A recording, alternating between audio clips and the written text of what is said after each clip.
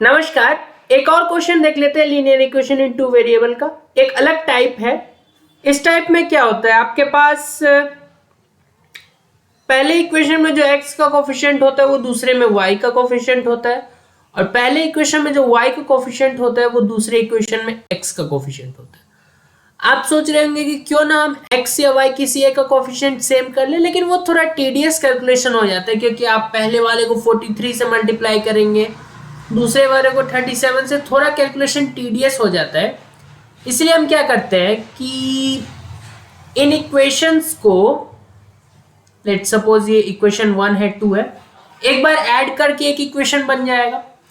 अगर ऐड करें 1 और 2 को, तो एडिशन करना तो उतना डिफिकल्ट लग नहीं रहा, क्योंकि स्ट्रेट फॉरवर्ड 40 और 30 70, और यहाँ पे 80x आ गया। सिमिलरली जो y का कोफिशिएंट होगा वो भी सेम ही होगा, और ये कितने के इक्वल आ गया, 200, और 40 के इक्वल आ गया।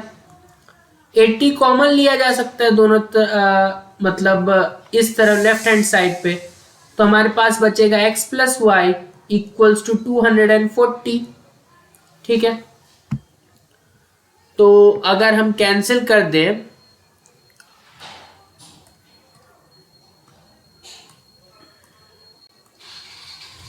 यहां से 80 को 3 टाइम्स में हो जाएगा, तो x प्लस वाई का वैल्यू हमारे पास आ गया 3 के इक्वल। पहला तीसरा इक्वेशन मान लो इसको।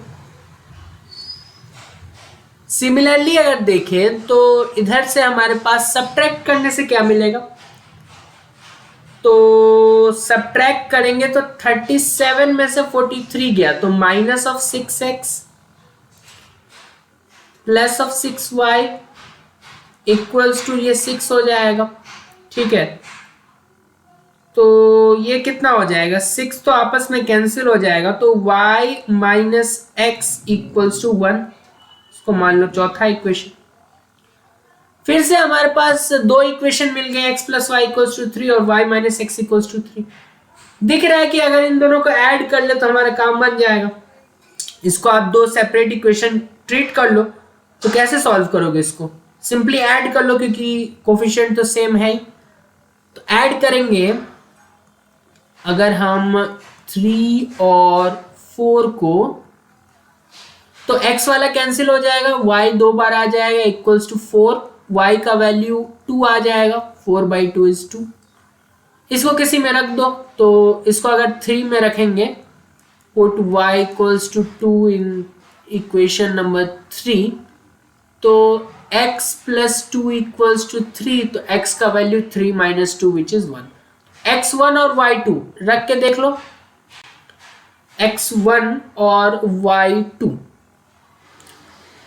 तो x को 1 रखो तो 37, y को 2 रखो तो 86, 80 3 30, 110 और 7 6 13, 223 आ रहा है, पहले इक्वेशन को सेटिस्फाई कर रहा है। x को 1 रखो तो 43, y को 2 रखो तो ये हो जाएगा 60 प्लस 14 74, ये 70 40 110 और 4 3 7, 117 आ रहा है, सही है। x का वैल्यू 1, y का वैल्यू 2, ये फाइनल आंसर।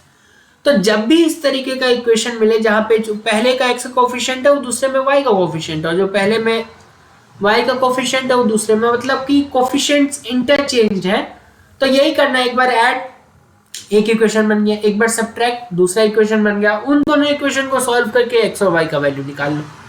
तो प्लेलिस्ट में और भी क्वेश्चंस है, या फिर आप किसी स्टैंडर्ड टेक्स्ट बुक से भी क्वेश्चंस ट्राई कर सकते हैं। बहुत बहुत धन्यवाद।